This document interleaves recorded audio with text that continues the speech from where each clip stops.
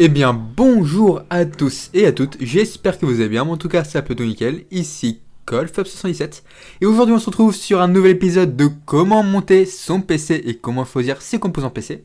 Aujourd'hui c'est un épisode où vous allez apprendre comment choisir votre alimentation, ainsi que comment repérer une bonne alimentation, comment savoir si l'alimentation est suffisante par rapport au matériel, et ainsi de suite. Alors du coup, tout d'abord, à quoi sert une alimentation ? Eh bien, l'alimentation va servir à pouvoir alimenter chaque composant de votre PC. Alors, il existe différents types d'alimentation. Des alimentations qui peuvent justement fonctionner pour plusieurs PC. Donc, c'est des alimentations qui sont vraiment spécifiques. Il y a d'autres alimentations qui sont beaucoup plus grosses et qui permettent par exemple de faire de la crypto-monnaie. Là, sur le site de matériel.net, il me semble qu'il n'y en a pas. Et ensuite, il y a les alimentations basiques qui ne servent que pour un seul PC. Et là, on va voir, par exemple, une alimentation de chez Corsair. Donc, moi, j'ai choisi une alimentation de chez Corsair. Pourquoi ? Comme vous le savez, moi, j'apprécie énormément Corsair. Puisque, bon, chaque matériau Corsair que j'ai eu, que ce soit clavier, souris, composants informatiques, etc., ne m'ont jamais lâché. Ils ont toujours bien fonctionné. Donc, pour moi, Corsair est une valeur sûre. Sachez que vous avez d'autres valeurs sûres. Donc, vous avez par exemple Be Quiet, qui est une valeur sûre. Vous avez Antec, qui est plutôt pas trop mal. Mais moi, je vous conseillerais très honnêtement Be Quiet et Corsair. C'est vraiment les leaders du marché en termes d'alimentation. Et voilà, ça fait le taf, quoi. Comme vous pouvez le voir, il y a quand même beaucoup de marques qui proposent des alims. Donc, vous avez le choix. Après, là, dans cet épisode, vous allez apprendre comment remarquer quelle est la puissance de votre alimentation, ce qu'il faut regarder, les différentes caractéristiques et les normes. Donc nous, on va commencer du coup par la Corsair. Donc ici, sur le site de matériel.net, vous avez le nom du proposeur, donc le nom de la boîte, donc la Corsair. RM, ça c'est en gros le nom. 850, ça c'est très important, 850 va juste signifier que c'est une alimentation de 850 watts. Autrement dit, sur d'autres alims, là on va voir par exemple une Techstorm. Là vous avez marqué TX, donc ça c'est le type 350. Donc là, c'est-à-dire que c'est une 350 watts. Pas plus difficile que ça. Ensuite, bon, on va continuer du coup sur la Techstorm. On va descendre un petit peu. Et là, on va voir norme 80+. Alors, qu'est-ce que la norme 80+? La norme 80+, c'est en gros un genre de label qui est donné aux alimentations selon leur puissance et selon surtout le taux de rendement. C'est-à-dire qu'une alimentation en 80+ bronze aura un rendement inférieur. En gros, ouais, vraiment, le 80+, c'est juste une norme en disant, bon bah ok, la 80+ gold renvoie mieux la puissance, il y a une meilleure fiabilité, une meilleure puissance que les 80+ bronze, en gros. C'est juste ça. Moi, je vous conseillerais de prendre une alimentation en 80+ bronze, c'est largement suffisant. Si vous n'êtes pas dans un milieu professionnel, c'est-à-dire que si vous ne faites pas d'overclocking, donc overclocking intensif par contre, si vous ne faites pas de crypto-monnaie, ou si vous ne faites pas des choses où vous avez vraiment besoin d'avoir toujours une bonne fréquence d'alimentation au niveau de vos composants, honnêtement, le 80+ bronze est largement suffisant. Là, on va retourner sur du Corsair et vous allez remarquer qu'on est sur du 80+ gold. Voilà, donc là, vous avez le petit emblème 80+ gold. Et là, pareil, 80+ gold. Alors, le 80+ gold est le plus souvent pour les très très grosses alimentations. Donc, les alimentations qui sont faites quand même pour des gros composants, comme des gros processeurs, des grosses cartes graphiques, etc., etc. Pour les plus petits ordinateurs, donc qui consomme beaucoup moins d'énergie, on sera le plus souvent sur du 80+ bronze. Voilà, c'est honnêtement largement suffisant. Ensuite, on peut voir quelque chose d'important à regarder, c'est la modularité des composants. En tout cas, la modularité de l'alimentation. Donc ici, vous avez modularité, non. Alors, qu'est-ce que ça signifie, modularité, non ?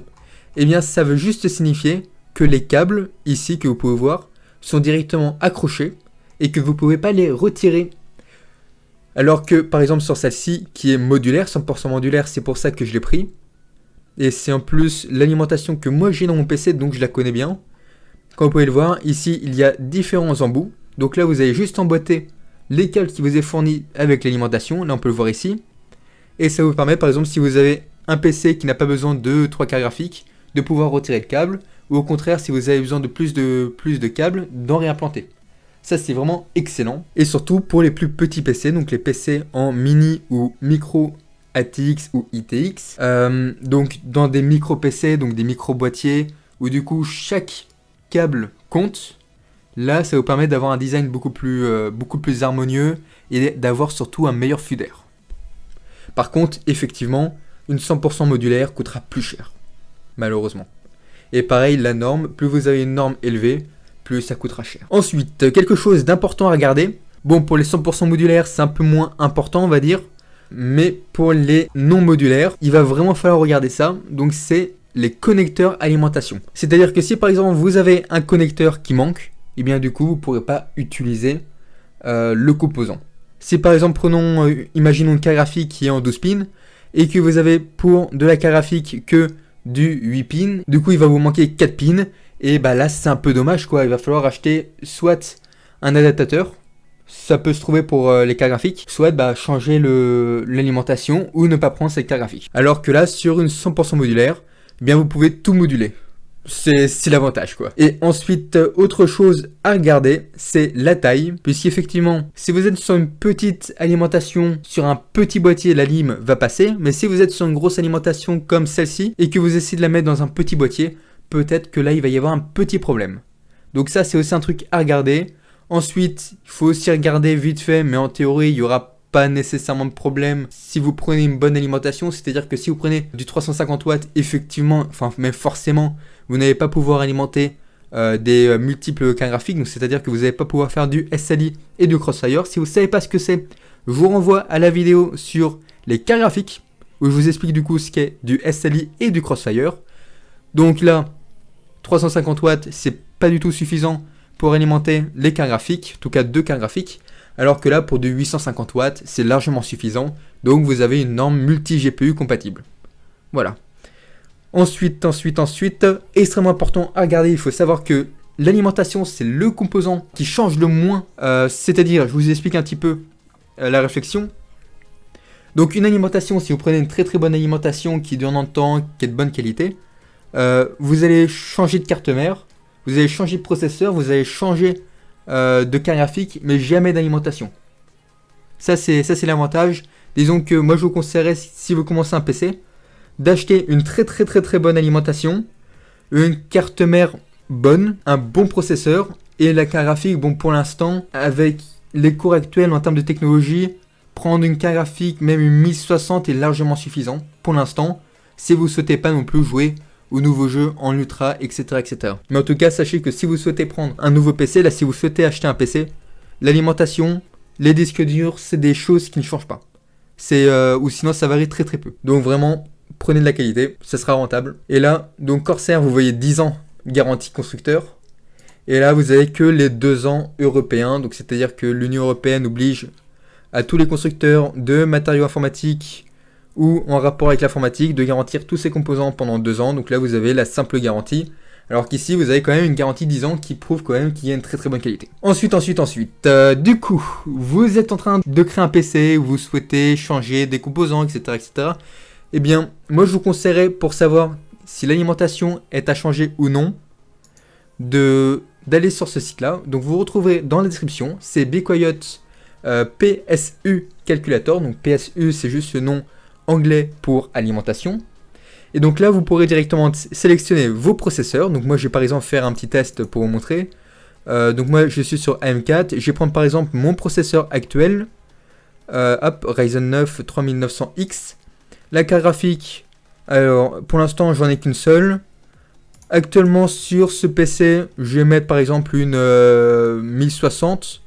D'ici quelques mois, quelques semaines, je vais sûrement passer sur une 3070, 3080. Puisque vraiment, enfin surtout la 3080, elle m'a l'air vraiment cool. Ensuite, en termes de SSD et tout, hop, voilà, je vais être à ça. Barrette de RAM, je suis à 4. Alimentation, hop, ici, là, je suis sur du 3 ventilateurs. Hop, comptez-vous overclocker le PC. Et oui, tac, voilà. Et donc là, comme vous pouvez le voir, ça m'indique ce qu'on me recommande. Donc là, on me recommanderait une 650 watts. On me dit que la 550, elle est quand même moyen, il y aurait 90% de charge, donc ce qui n'est pas non plus foufou, quoi. Et une 750 watts, ce serait un petit peu trop. Moi, j'ai pris large, je vous le dis direct. J'ai pris une 850 il me semble. Donc voilà, quoi. J'ai un petit peu de marge. Mais sachez que je vous conseillerais plutôt d'avoir de la marge, surtout avec ce qui nous arrive là sur la tête. Et donc si par exemple je prends un petit exemple de ce qu'on pourrait avoir prochainement. Ah, ils les ont pas mis, ok. Mais donc en gros, niveau de l'alimentation des 80, des 3080, on serait sur de la TI. Et donc du coup, là on conseillerait plutôt, voilà, on conseillerait du 850, voire même du 1000 watts. Vous voyez un petit peu le truc. Donc vraiment, si vous souhaitez faire comme moi j'ai commencé sur un Ryzen 5 avec une 1060, avec 8 Go de RAM en tout. Là je suis passé à du 32 Go de RAM, à un R9 et bientôt à une 3080. Je vous conseillerais de partir sur une très très bonne alim. De toute façon, l'alimentation, quand je vous le dis, c'est un truc qu'on change pas. C'est du basique, c'est un truc qui est vachement durable. Ce truc que je pourrais vous dire, c'est l'alimentation, investissez. Investissez, investissez, investissez. Les autres composants, honnêtement, ça change tous les ans, tous les 2 ans. Moi, je vous conseillerais par exemple une carte graphique de la changer tous les 2 ans. Le processeur tous les 4 ans maximum. Les barrettes de RAM, bon, ça varie pas trop en ce moment. Donc voilà, après vous pouvez en rajouter. Les disques durs, ça change allez quoi, tous les 6 ans quand il y en a un qui pète. Mais la lime, ça dure toute une vie quoi. Si vous prenez une bonne alimentation et que vous en faites attention, ça dure toute une vie. Donc voilà. C'est tout ce que j'ai à vous dire là-dessus. Vraiment prenez une bonne alim. Et du coup, bah c'est à peu près tout quoi. Choisissez une bonne alimentation. Donc vous avez ce site là. Donc vous mettez vos composants et puis voilà. Ça vous donne une référence. Ensuite vous partez sur les sites, vous regardez un peu les normes. Donc plus la norme est élevée, mieux c'est. Je vous mettrai aussi le tableau des normes 80+. On verra du coup pour une autre vidéo sur comment choisir ses disques durs, ses SSD. Et puis une autre vidéo un petit peu plus tard qui sera la vraie dernière vidéo mais qui est un peu accessoire. C'est les cartes son et les cartes Wi-Fi. Voilà. Et bien du coup j'espère que la vidéo vous a plu. Si elle vous a plu, n'oubliez pas le petit pouce bleu.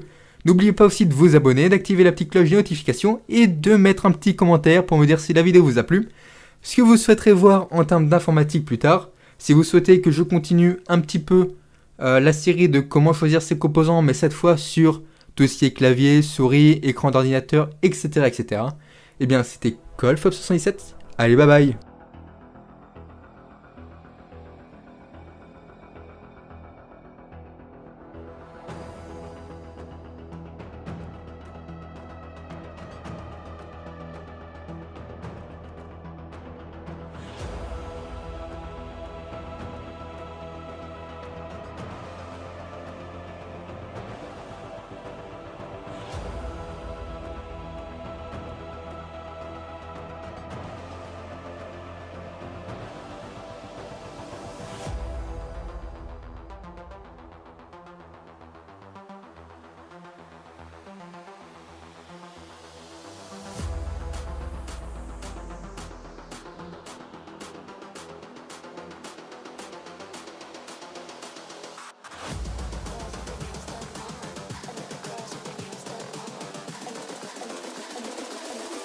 Girls with their nails done now.